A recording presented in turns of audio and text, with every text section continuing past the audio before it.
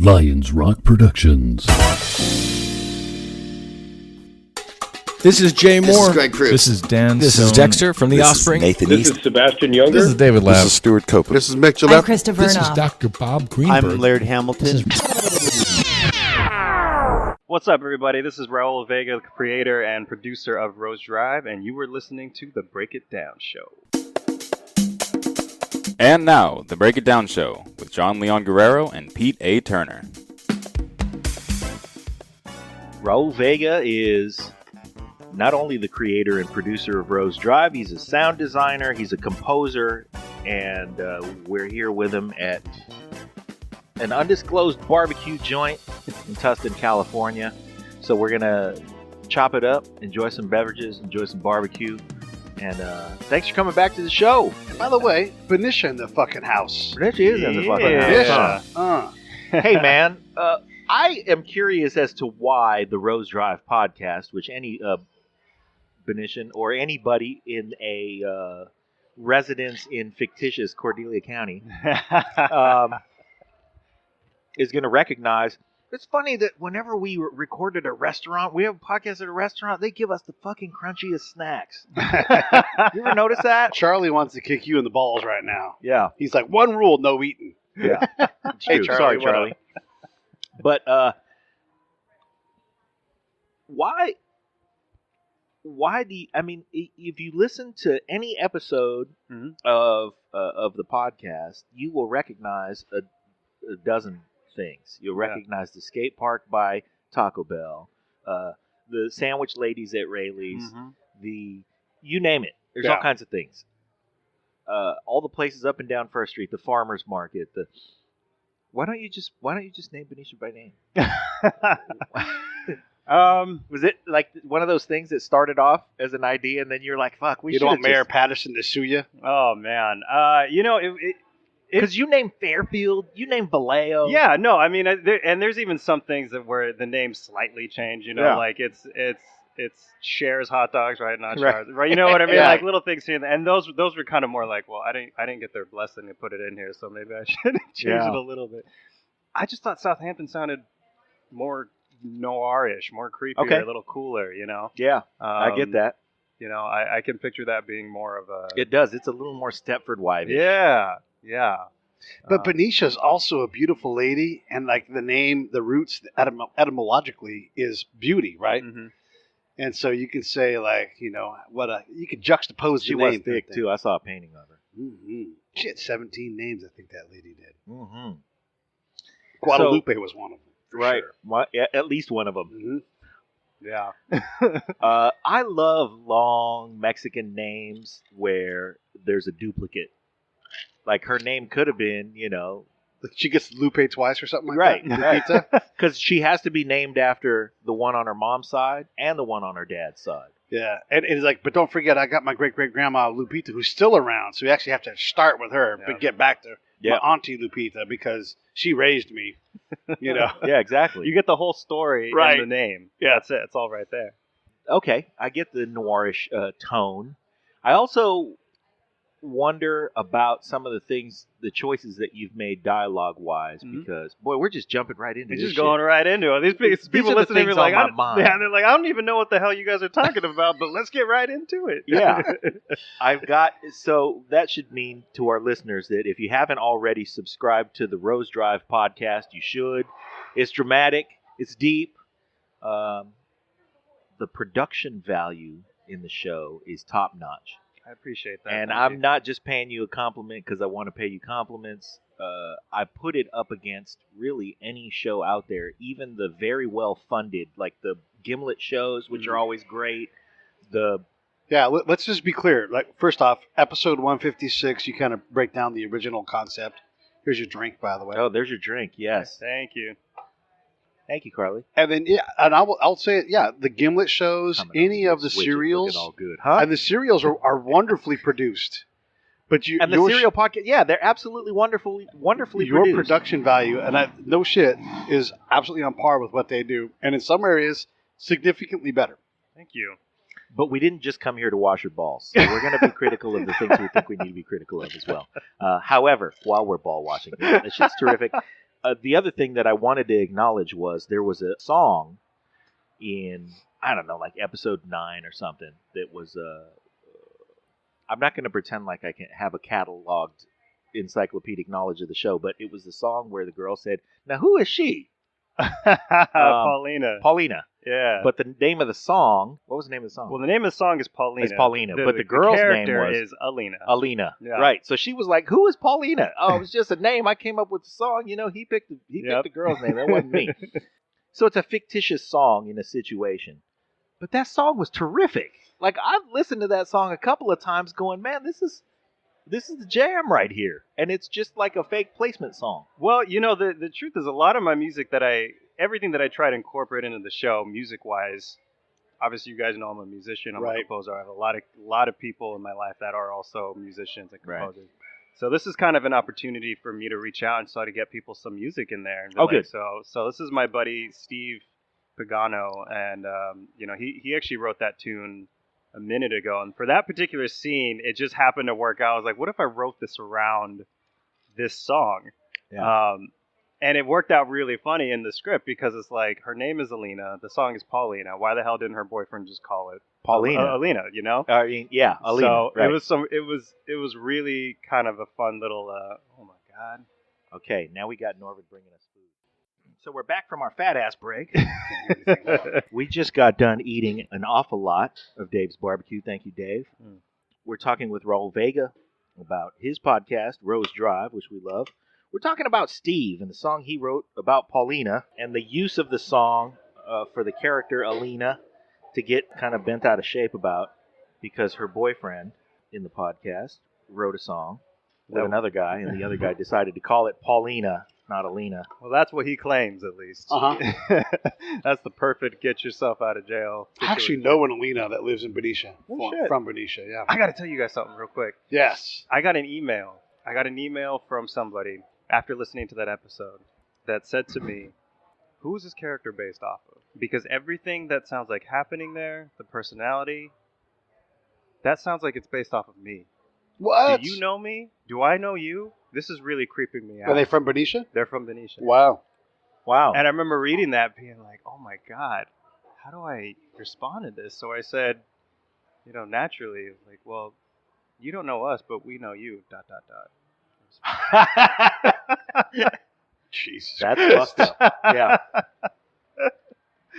But no, that was a kind of fun experience. Well, what I was saying before about the music aspect in the show, it's very important to me to, try to incorporate as much music from the people that I know. 'Cause look, man, I mean, it's no mystery out there that it's tough to make a living in the music business. It's tough to make, but also just even having great content, the market's so oversaturated on SoundCloud or YouTube or Spotify even. It's hard to find shit these days. Yeah. And so my thing is like, well, if I can throw you guys in here and feature you in a way, not just obviously putting the music into the show notes and links that you can click on, but this band that Steve is a part of called Thanks, their music appears a few times in the show too.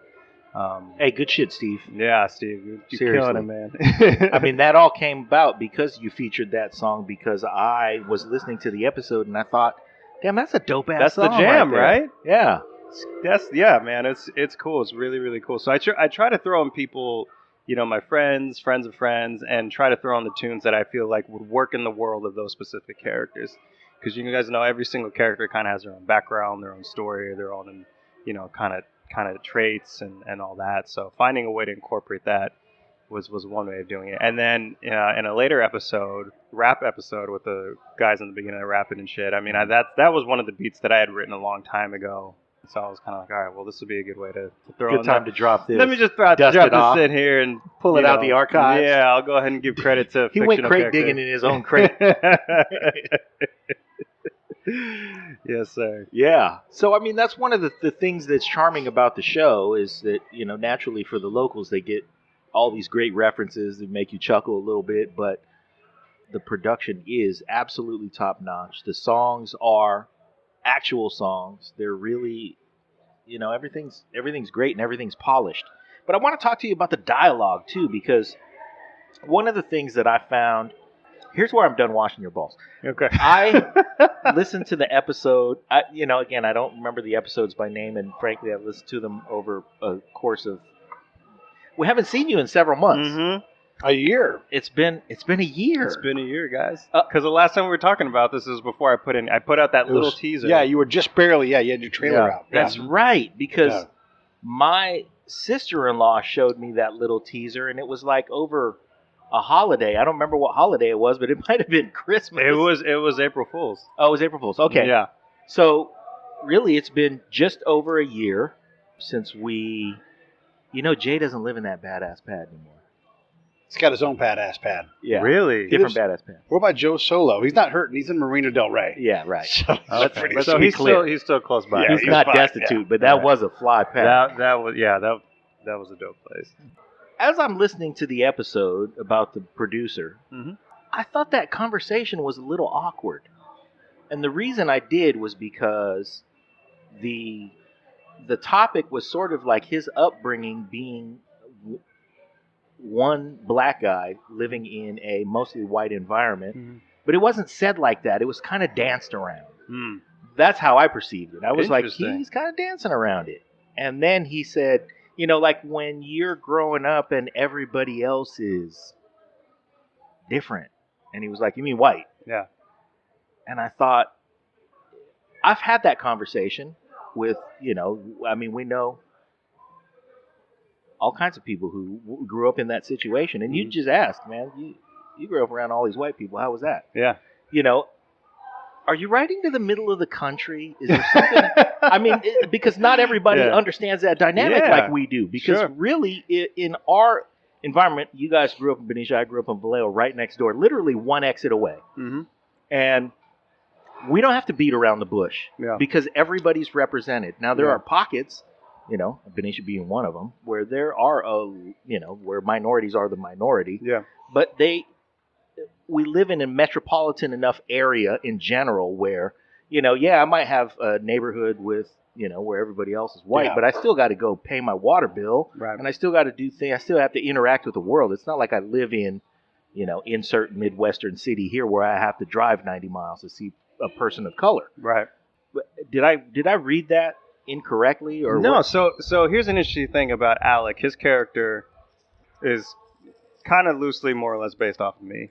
It's kind of like this different. If I had lived a somewhat different lifestyle, went a different path in my career, although it's still similar because they got the asshole part right. Yeah, that's it, man. Right there. Oh man, you son of a bitch.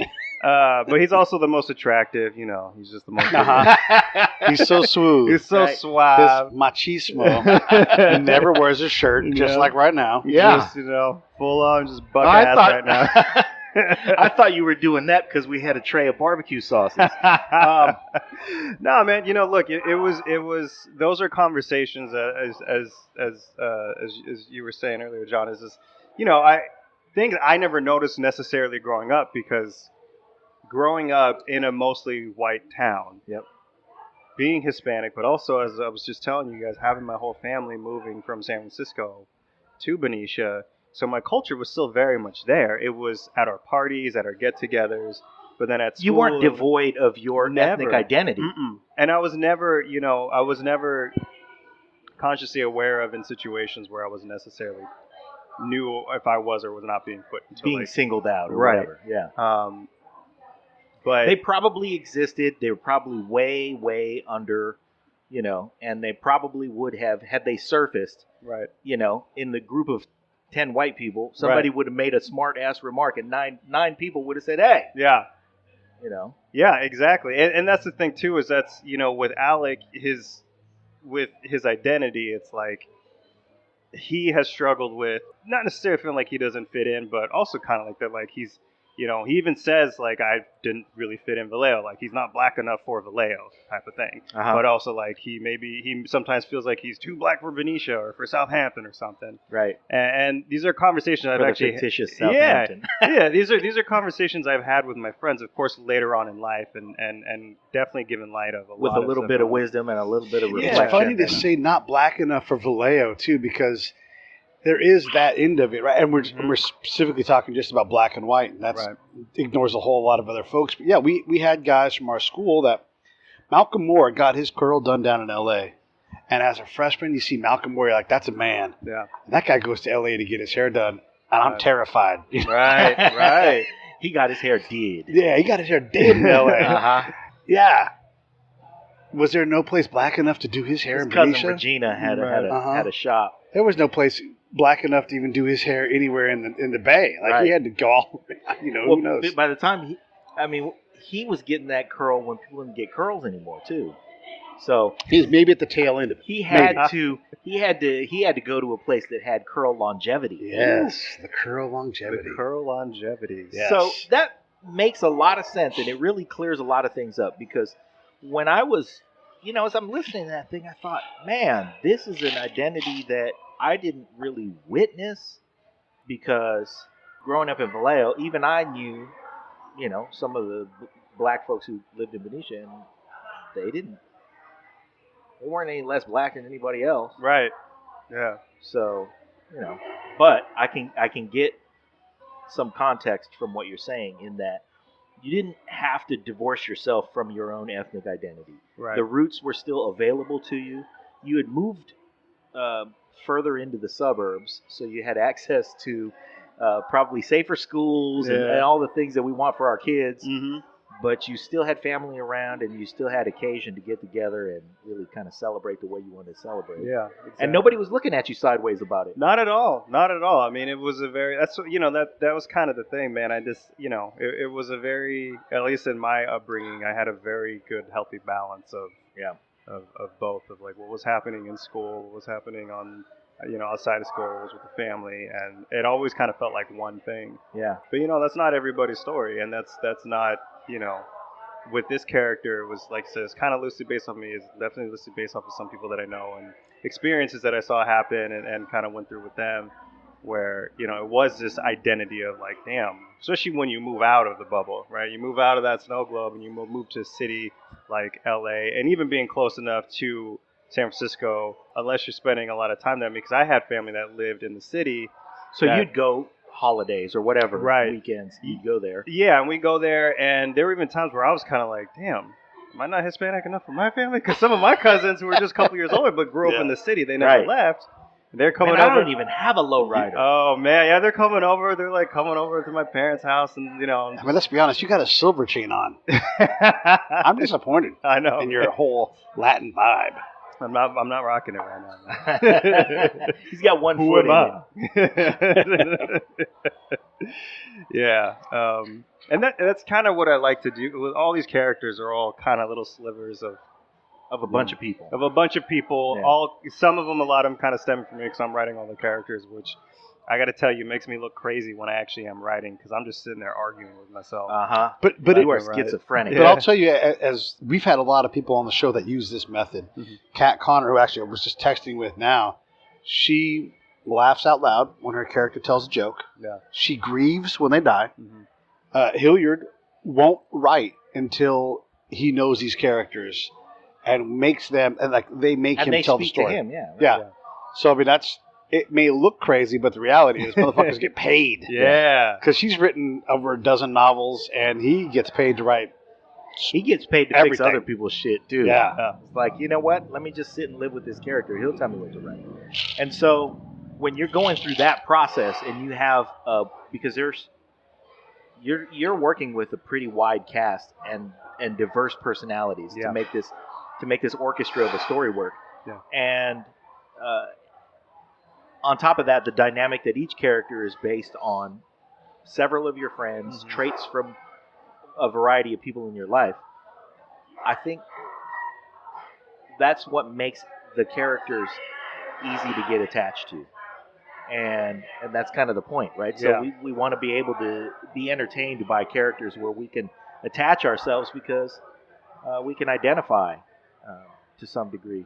So if I get back to Alec, though, mm-hmm. your basis of that character on you, the probably more important thing than his racial identity was his identity as entrepreneur / musician. Yeah. Because he talked about, it's a struggle. You have to struggle. Mm-hmm. And, you know, my cousin and I built a studio together, but it took, you know, we had to sweat. Yep. And we got some help, thank God, for some Mhm. people who decided to step in and give us a hand. But there's something there that not just musicians, not just creatives, but mostly musicians, filmmakers, you know, other creative types can go, man, I know what that struggle is. Yeah. Well, one of the things I can actually name now, which I wasn't really able to before, is this idea of look, when you move to a place like Los Angeles, where everybody moves to, Mhm. right? You got artists coming from all around the globe that are moving there with this kind of tunnel vision. I'm going to be the next this. I'm going to be the next. I'm going to do this. Yeah. You start telling yourself in a weird way, maybe subconsciously, you know, I got to do this on my own. I gotta get my way out there. I gotta be the next so and so. Especially you see actors that are constantly going in for audition. My roommate does it all the time. Goes into auditions, 15 other cats that look exactly like him. Ooh. Dude. And I'm like, how do you? Oh my God! I'm just like, you're a number at that point. I don't know. I don't have the skin for that. I couldn't do that. I'll tell you what, I went to an audition one time and I had an agent and she sent me and she was like, okay, you are a Latino painter. Okay. So go as deep in character as you can because, you know. Yeah.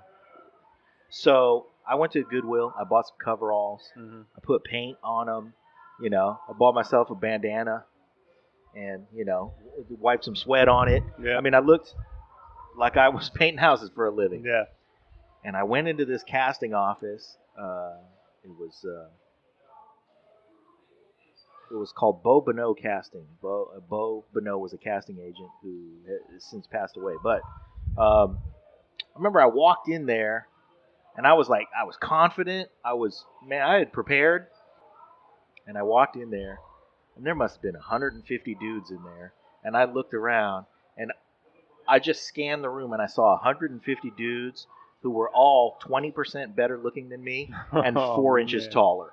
Yep. And I was like, this is fucked up. I don't even know why I'm going to sit through this. Did you at least bring a ladder? I didn't. You know what? I had one of those. I had to go on the cheap, man. So I had like an old paintbrush. And I walked in there, and there were dudes who were like, I'm positive you just stepped off of a painting truck. Yeah. And you look like a dude who stepped off of a painting truck who goes to these ladies' houses in Atherton and gets like, oh, I need you to come help me inside for a minute. But I want to say this to you, Raul. This is an aside. We'll leave John out of this part of the conversation. But I've painted a lot of yards of wall with John because we used to make our living as a handyman. Mm-hmm. And when John paints, there's the two of us together made our living as a handyman. Yeah, go ahead. That's true. The busiest handyman in the Bay Area, which is also true. But if he paints for more than about an eighth of a second, there's paint in his hair. Now let's go back to John. Was there paint in your hair when you went to this thing? I'm certain that it was a method type assignment, so probably. But had to get in that character. Here's the funny thing about that was that the audition was for Party of Five, and at the time it wasn't yet a show; they were still shooting the pilot. Right. So my agent made it clear, like they're trying to make a show. I've seen the script; it looks terrific. Everybody around here who's read it thinks it's going to go. And they've, I guess, got, some people attached to it who are, making some noise. So do as best a job as you can. If you get this part, it might be something good. So I thought, okay, great. She said, but keep in mind that it is for a pilot. So everybody's running around there. They don't have a process yet. Be tolerant for that. You're auditioning for a pilot. Yeah. So I go in there, I have this experience, I'm looking around, I'm like, damn, all these dudes are, good looking, they're all, look, and then somebody makes like you can hear this guy make an entrance, like he has arrived, and he announces, I'm here to audition for the pilot, and the entire room turned to look at him, and the fucking guy was dressed like an airline pilot. And the entire room that turned simultaneously to feast their eyes on him, burst into laughter simultaneously, too. Oh, Lord. He slayed the whole room. And then somebody, like the person who was checking everybody in, said, it's the pilot episode of a show where we're looking for somebody who's going to paint the house. And the guy stood there and he looked around and he could see that there were 150 dudes in paint-covered coveralls. And he turned around and walked out the door. I want to add to your story because when you graduate up and you're not just in like a cattle call kind of thing, you end up with not only with 15 more of you, they're your fucking friends. Yeah. You know? Well, that's what I was kind of leaning towards is while you get in this situation where you move out to LA and you're like, I'm going to do this, you feel like you are almost pressured to have to do this alone. This episode of the Break It Down Show is brought to you by Lions Rock Productions. That's us. We publish, evaluate, and develop podcasts just like this one, consult others to build their own, and create associated content and content marketing strategies. So if you're launching or expanding your social media presence, your business, or your personal brand, or if you just want to take your media presence to the next level, reach out to us on Twitter at Pete A. Turner or at JohnLG69. at the Break It Down Show. There's 1,000 ways to get a hold of us. Now enjoy the show. And when you finally start surrounding yourself with good people, like-minded people who are working for the same thing or something similar, you actually get to work together. I mean, God, that makes a world of difference. And that's kind of what I've learned the most about this. We talked about this when I was on the show last year in prep of having all these actors come in, professional actors, family, friends, beyond that have lent their voices to it and helping each other out, you know, because we do this on a very, very, very small budget. This isn't like some I'm not funded on this. The funding comes right out of my own bank, which I'm happy to do. I just wish I could pay people more. But the beautiful thing is a lot of my actors who didn't have any voiceover training before, didn't have any, but like 90% of them have never spoken in front of a mic before, never talked in front of a mic before. And they all murdered it. They all did such a good job. And so we kind of help each other out that way because now they're like, hey, now I have something for my reel. Yeah. Or I could do a reel for you. For most of them, a ton of stuff for their reel. Yeah. Like because you're giving them 30 substantial parts. Oh, man. It's just, I can just write words for days. I can blab for days. And a variety of emotion. Yeah. You know, because everybody has their interview, their story arc where you get to kind of pull apart this character. Yeah. And so they get to be every range of that character. Well, and they've even fleshed out the characters in ways that I never even thought of. I mean, I have such an idea in my head by putting the words on a paper and giving it to them. And the best part about working with professionals and people who are invested in it is they're going to come at you and have 1,000 questions ready for you that you didn't even know they were going to have. Yeah, right. And it forces you're like, oh shit. That are the characters' questions. Yeah, they're like, so tell me about Sarah. Like, what was her upbringing like? Does she have any siblings? Like, what's her favorite color in first grade? When, you know, blah blah blah, all these specific things. And you know, I know these characters really well, so obviously I have a long list of ideas that I throw at them. But the way that they present them, they bring life to them in ways that I never imagined. I don't ever line read with them. I don't say, hey, can you say it exactly like this? Because that's taking away their job. It's taking away what they do, their artistry. But I have had times where some of my actors, you know, who've gotten really invested in the characters and I'm writing it, who have said, hey, man, this line's not right. And I'm like, what the hell do you mean line's not right? I wrote the damn line. Of course. And they're like, I wrote the shit. And they're like, no. Like, the line is there, but the words you use, that's something you would say. That's not what my character would say. I'm like, oh, shit, you're right. Yeah. You know? And that's when it's time to just allow the character to come to life. And that's that's my favorite part about it. Is like, damn, you as an actor are bringing your artistry and your craft and raising this to the next level that I want, that you're doing. And that's exactly why I wanted you in this. So, yeah, I mean, a lot of Alex's characters and him talking about, you know, he's saying, you know, that's the secret is helping each other out. You got to work with each other and use your strengths to overcome your individual weaknesses. And that's kind of how I try to vibe with this whole show. You know, even though I am the one who, you know, paying for everything. You know, I'm writing it, producing, editing, composing, mixing, all of that stuff. Yeah. It still would be flat and nothing without all the help I've had from all my artists and photographers and, you know, everything else coming all around the field. So it's been a real exciting process of collaborating with everybody. So, and that is kind of the point of collaboration. It is. So when you have a cast that big, I should say when you have a list of characters that big before you get to casting it and bringing the actors in, you can only stretch out to so many voices. Yeah. You know, with your computer in front of you as you bang this thing out. Right. So it's great to have to have help like that, especially when you're writing. I don't know. I mean, the easiest thing would be to say female characters. Mm-hmm. Really, any of the characters, they're going to display things that do differ from the way that you behave stylistically. Yeah. So it's great that you're allowing that to happen and sort of sitting back and observing it happen, because I'm sure that the next thing that happens is it has to inform the evolution of the character. Mm-hmm.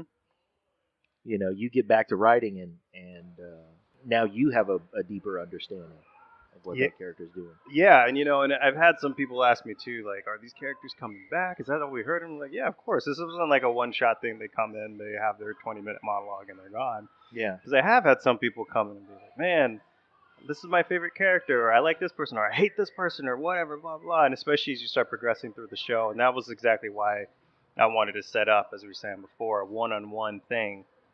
Each episode is focused pretty much on one character, so you can really get to know who they are, in their day-to-day life, in their comfortable life, and then when they're in a situation where they're not as comfortable, when they're talking to Marcus, because Marcus is a very uncomfortable human being. Yes. And they don't really know him. Nobody really knows him. Who is he based on? I don't know if I have a specific... I'm putting you on the yeah, spot man. for No, that one. please do.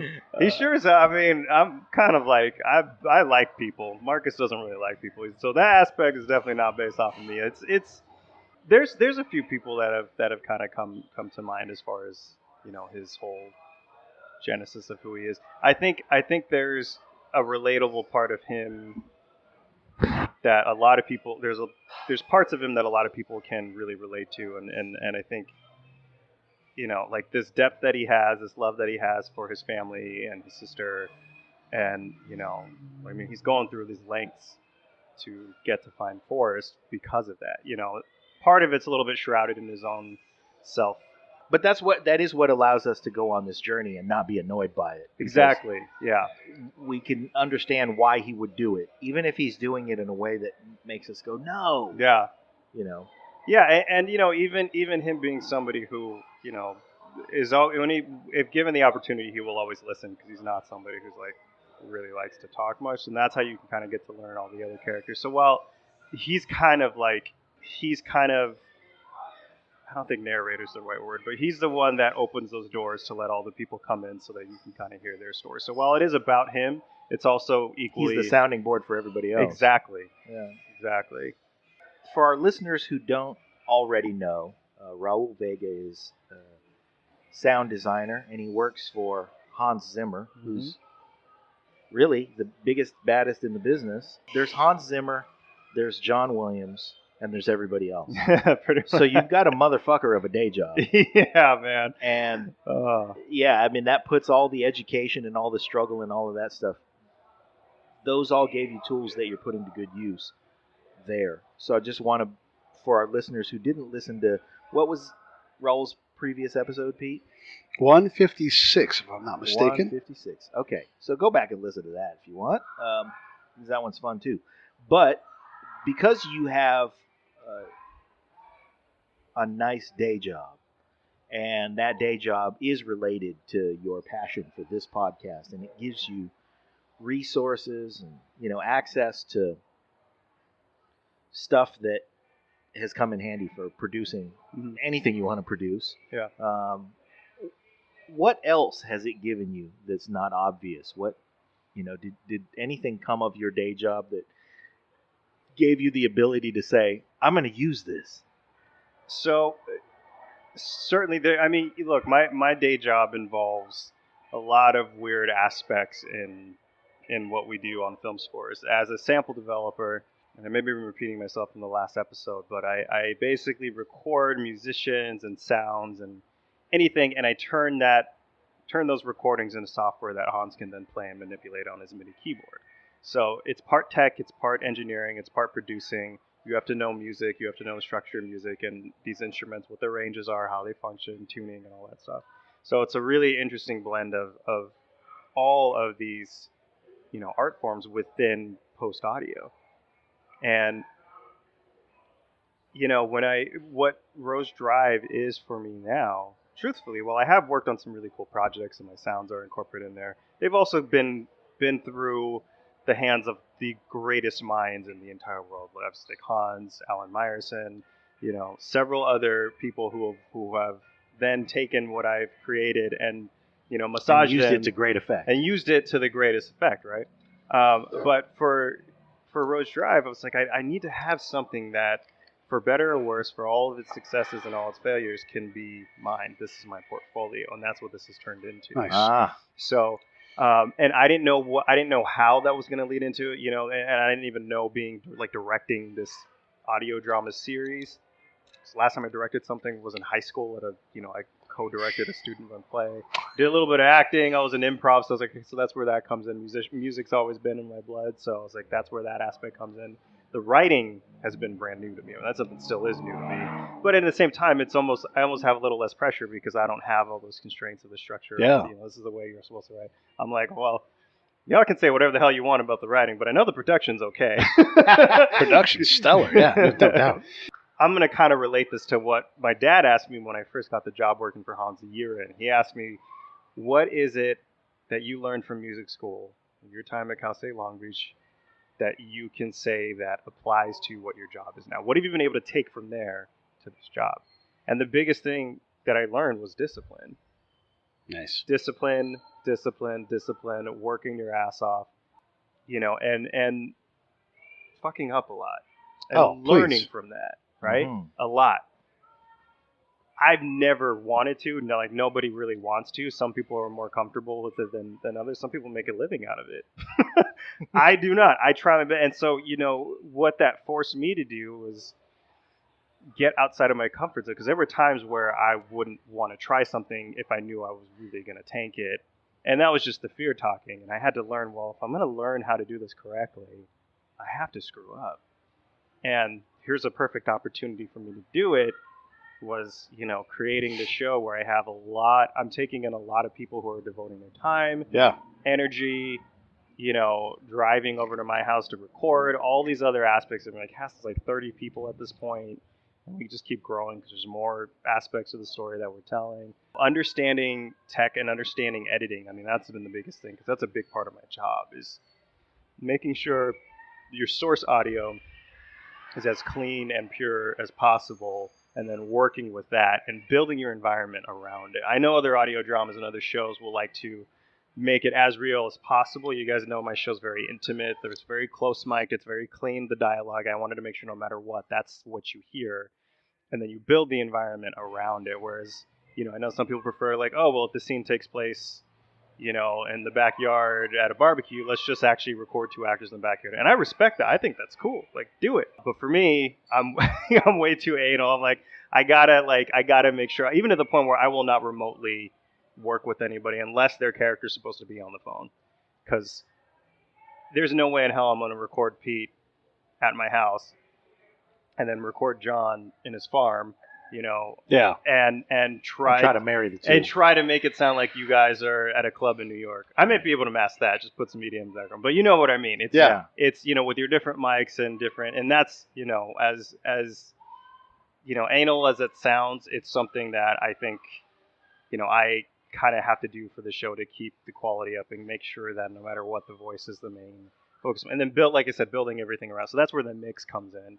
And that's what I've had to learn again on my job as well, is making sure that not only are you recording stuff, but, sometimes we're working with 15, 20 microphones. How do we condense that down to a stereo pair? Okay, well, I have to move some stuff around, lower some volume here, pan things a little bit this way till we get that clean, signal so it hits you right at the right place on the spectrum. That's an incredible observation. And there's so many things in what you just said that you get past as you get older. You're not so precious with your effort. Like, I don't know exactly what I'm doing, but I can't learn to swim here on the deck. So we talked about this off mic, but I go back to my high school every year and I talk to the kids there, and you're interested in doing the same thing. And one of the things I tell them is that, look, your great idea, big fucking deal. Everybody's got a great idea. Everybody's got an idea for a movie. Everybody's got an idea for a book. The next cut is, did you make that show? Did you go out and spend, and I don't know how many hours it took on your podcast, Jesus. But I know what it takes us. Raul's eyes just got real big. Yeah. Yes. But the whole thing with that is it is a calling card, and it's not because you put this wonderful masterwork out it's someone who knows, who has money that wants you to do things is going to go, Jesus fucking Christ, the amount of work in this show. You know, they know that part because they know that, like, how did he make these mics work to do, you know, like all those, like John and I can hear a show. Oh, yeah, you didn't put any time into it. Like, all the time on Core, when I answer questions, I'm like, you have to do these things. You're not doing it. It's obvious. And if you're not doing those things, then we can't spend too much time with you. I help guide you a little bit, but you're not doing that. The thing I wanted to ask you is you're so good at your job that you do for Hans and creating these sounds. How do you limit yourself so that you're not there's not too many sounds in there, like the zipping up of the jacket, followed by the ruffle, followed by the flag lightly breezing, in the back. Like, how do you go, God damn, I got to shut the fuck up in this thing? Right. Oh, my God. That's the first time I've been asked that. I'm really glad you are asking that because it's a fine balance, man.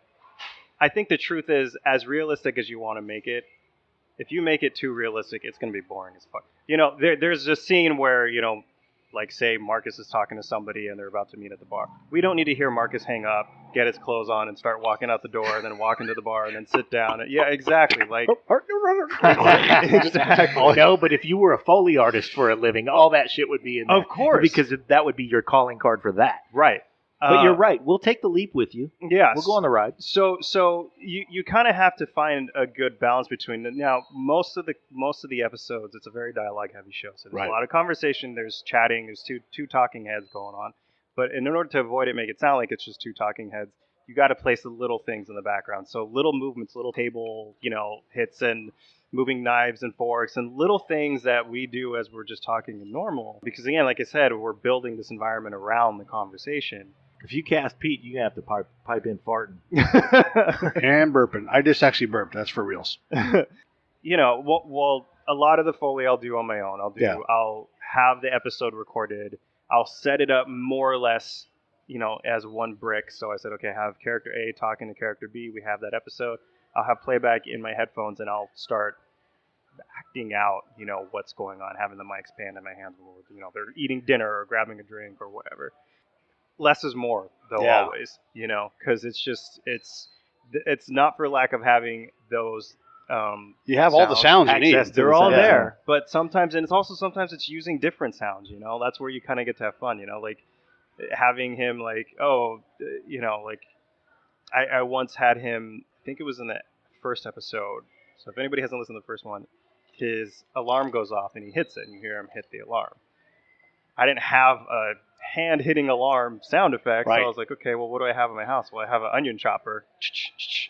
Okay, let me try that. So I recorded that, tweaked it, put some EQ on it, and it sounded like somebody actually kind of turned off an alarm. So it's fun when you get to be a little bit creative that way and using these sounds that are not supposed to be used in that traditional way. But it's a balance. It really, really is a balance, and I try to balance it out with my music, because my music is another storytelling device. I mean, that's how I tell the story. I always write the music first, and that's how I start.